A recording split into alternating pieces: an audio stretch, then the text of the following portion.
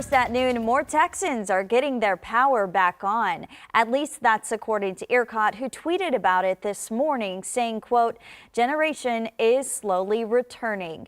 Now, a look at the CPS outage map online still shows more than 279,000 San Antonian customers without power right now.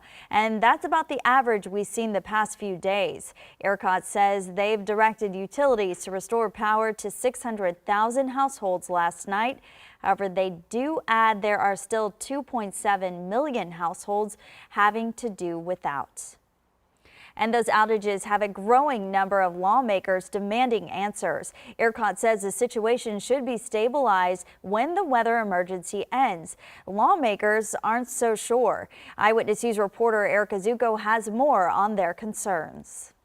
These local lawmakers wrote a letter demanding answers by today, so people who are without power have some clarity about what's going to happen next. ERCOT has said the blackouts are meant to stabilize the grid.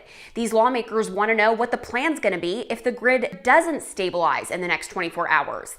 The letter, issued by Representative Joaquin Castro and signed by 9 other members, asks how ERCOT is working to decrease the length and frequency of outages across the state. It also asks why ERCOT waited until late Sunday to announce power outages, how energy providers in the network are managing the outages, and how they're making sure plans are equitable. There's a call for accountability, a message we did also hear from the governor as he called for, quote, an investigation and immediate transparency, but also for answers that'll help right now. Because of course, on top of the cold, a lot of people are feeling uncertainty and anxiety. Back to you.